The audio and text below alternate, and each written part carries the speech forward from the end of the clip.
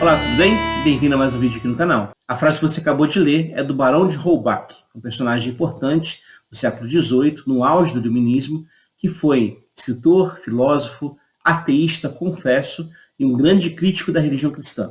Aliás, essas críticas podem ser encontradas nesse livrinho aqui, chamado Teologia Portátil, ou Dicionário Abreviado da Religião Cristã.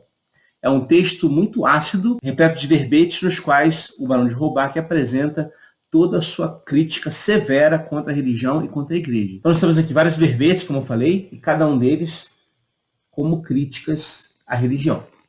Mas o que isso tem a ver com o tema deste vídeo, que é espiritualidade? Aliás, nós vivemos num mundo repleto de propostas de espiritualidade diferentes, não apenas vinculada a religiões diferentes, mas dentro de uma mesma religião, há N maneiras de pensar a relação com o sagrado. Eu queria conversar sobre isso hoje, não para propor aqui um caminho de espiritualidade, como se fosse o único absoluto, não longe de mim isso, mas sim para criticar, como fez o Barão de Holbach, uma certa espiritualidade que, apesar de parecer espiritualidade, na verdade não é. Então, aqui o assunto é uma espiritualidade de descanso versus uma espiritualidade de doutrinas. Mas antes, claro, se você é novo aqui no canal, aproveite para se inscrever. Se você estiver gostando do vídeo, curta o vídeo e se sinta muito à vontade aqui no nosso meio. Pois bem, por que eu quero falar sobre isso hoje com vocês? Porque em muitas ocasiões a doutrina acaba definindo Deus. Aliás, a doutrina que é, sim, fruto da teologia, e não há nada de errado nisso, mas, por outro lado, ela tende muitas vezes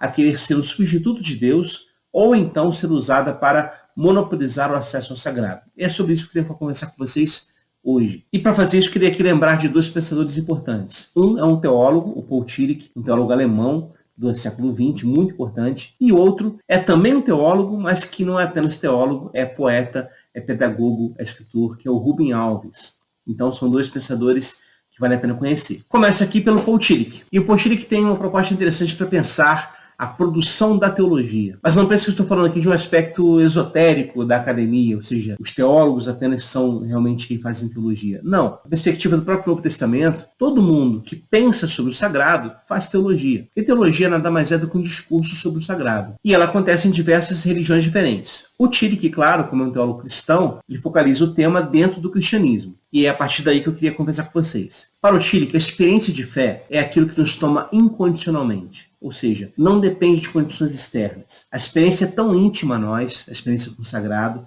que ela de fato nos toma por completo. Inicia no mais íntimo do nosso ser e se expressa a partir da nossa linguagem. E é exatamente nesse momento que o Tillich tem uma frase importante que está aí projetada para você na sua tela. A frase é: Deus é símbolo para Deus. Parece estranho, mas olha só a explicação. O primeiro Deus dessa frase é o Deus do nosso discurso. Ou seja, nós que fazemos a experiência com o sagrado, nós vamos falar sobre esse sagrado. E fazemos isso a partir da única forma que temos, que é a mediação cultural da nossa linguagem. A linguagem é uma produção humana, portanto, uma produção condicionada, tanto historicamente quanto geograficamente. O Tillich diz que esse Deus que é expresso no nosso discurso, ele é um símbolo. Um símbolo, evidentemente, é aquilo que representa algo, mas não apenas indica algo. Participa desse algo que representa. Daí a importância das nossas teologias, dos nossos discursos sobre o sagrado. Mas, diz Tillich, esse Deus que nós pronunciamos, ele não é o ser de Deus, o Deus mistério,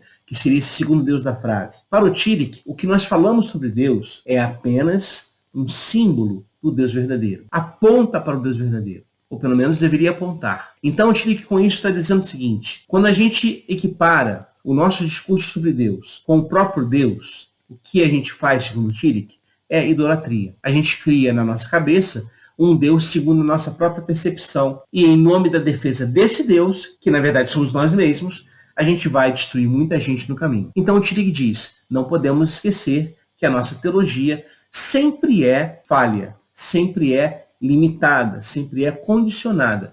Nunca é igual ao sagrado. Isso, a bem da verdade, foi muito estabelecido na história do cristianismo por vários teólogos. São Tomás de Aquino, por exemplo, um teólogo que escreveu muito na história da igreja, ele é autor da Suma Teológica, que tentou colocar todos os assuntos do mundo, do universo, vinculados a Deus. Ele mesmo, no final do seu texto, afirma que tudo aquilo era palha diante de Deus. Calbart, por sua vez, no campo protestante, o teólogo que mais escreveu na história do cristianismo, quando está terminando sua dogmática, ele afirma: e os anjos riem de mim. Ou seja, Ambos os teólogos, e não apenas eles, outros na história do cristianismo, reconheceram que a sua fala sobre Deus, apesar de legítima, apesar de correta, no sentido de ser uma coisa concreta, que vem da existência de cada um, não é, contudo, completa. É apenas uma parte. Aliás, Paulo diz isso.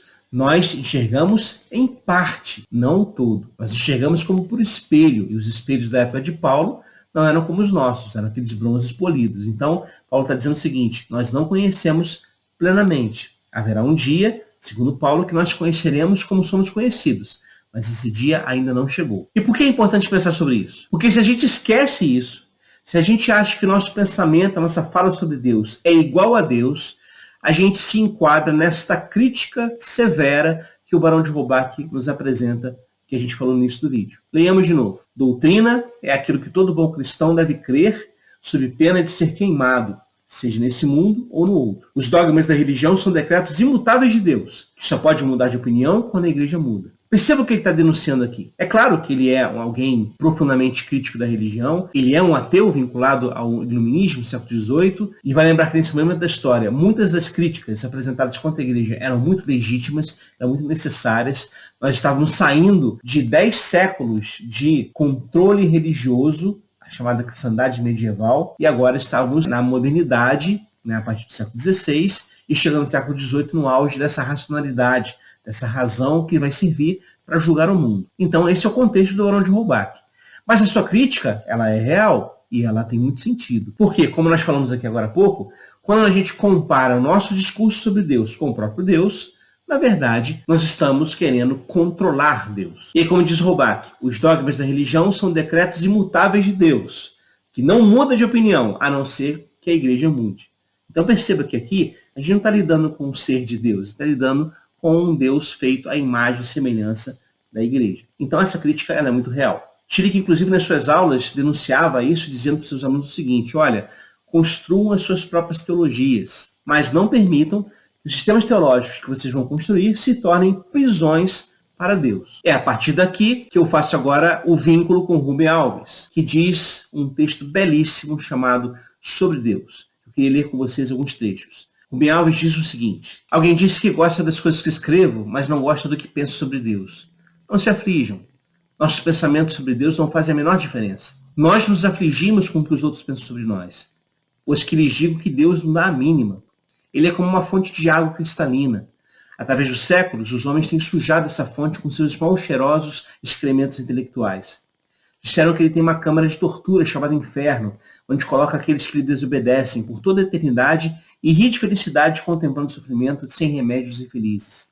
Disseram que ele tem prazer em ver o sofrimento dos homens, tanto assim que os homens, com medo, fazem as mais absurdas promessas de sofrimento e autoflagelação para obter o seu favor.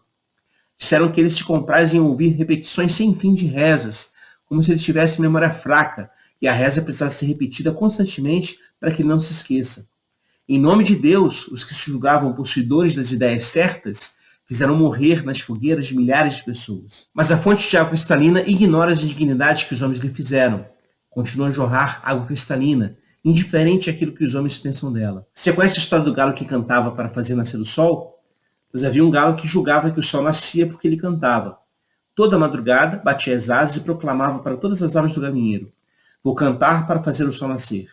Ato contínuo, subia no poleiro, cantava e ficava esperando. Aí o sol nascia.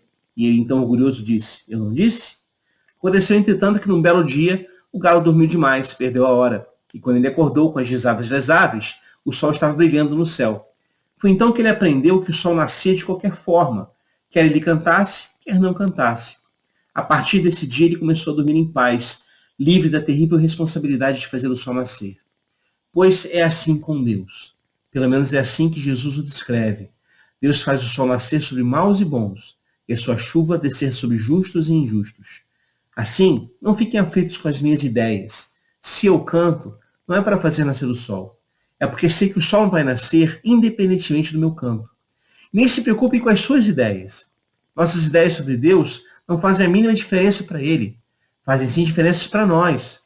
Pessoas que têm ideias terríveis sobre Deus não conseguem dormir direito. São mais suscetíveis de ter infartos e são intolerantes. Pessoas que têm ideias mansas sobre Deus dormem melhor, o coração bate tranquilo e são tolerantes. Fui ver o mar. Gosto do mar quando a praia está vazia da perturbação humana, nas tardes de manhã cedo. A areia lisa, as ondas que quebram sem parar, a espuma, o horizonte sem fim. Que grande mistério é o mar. Que cenários fantásticos estão no seu fundo, longe dos olhos, para sempre incognoscível. Pense no mar como uma metáfora de Deus. Se tiver dificuldades, leia Cecília Meirelles, Mar Absoluto. Faz tempo que, para pensar sobre Deus, eu não leio teólogos, leio os poetas. Pense em Deus como um oceano de vida e bondade que nos cerca. Mas o mar, cheio de vida, é incontrolável. Algumas pessoas têm a ilusão de que é possível engarrafar Deus. Quem tem Deus engarrafado tem o poder, como na história de Aladim e a lâmpada mágica. Nesse Deus eu não acredito. Não tenho respeito por um Deus que se deixa engarrafar. Prefiro o mistério do mar.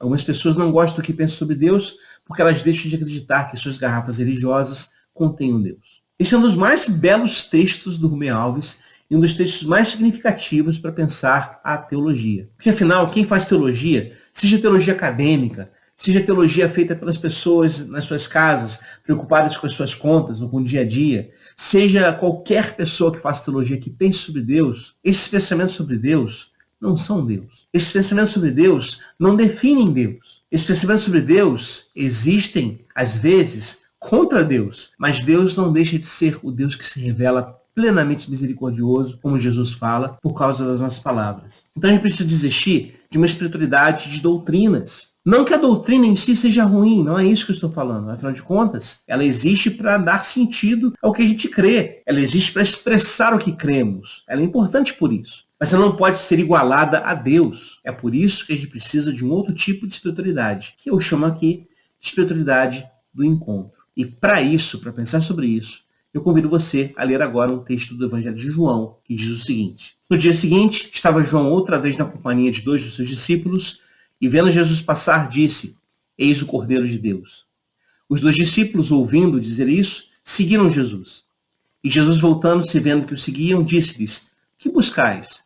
Disseram-lhe, Rabi, que quer dizer mestre, onde moras? Respondeu-lhes, vinde e vede.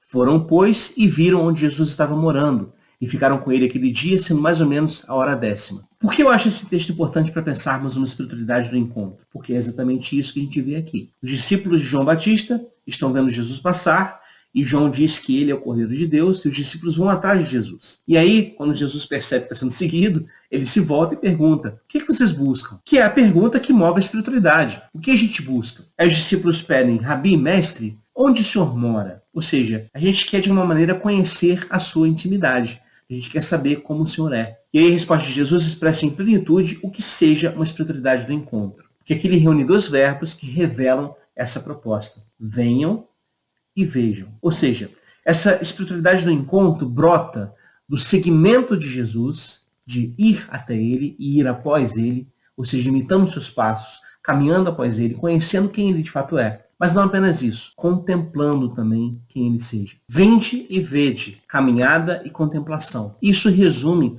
uma espiritualidade que não é regida por doutrinas, mas é regida pela própria vida. Porque quando a gente caminha ao lado de Jesus e quando a gente para contemplá-lo e contemplar a vida a partir dele mesmo, a gente não está mais preso em doutrinações. Elas existem, certamente, e como eu disse, têm a sua importância, mas o âmago da espiritualidade não são as doutrinas, mas sim é a vida. Por isso que qualquer espiritualidade que rejeita a vida em nome da doutrina não pode ser de Jesus. Por isso qualquer lógica religiosa que mata pessoas em nome do amor não tem o menor sentido diante de Jesus. Por isso qualquer espiritualidade que odeia a gente, seja quem for, por qualquer razão, para tentar defender a doutrina correta sobre Deus, sabe-se lá o que seja isso, essa espiritualidade não tem sentido na lógica do Evangelho. Porque aqui o caminho é apenas um.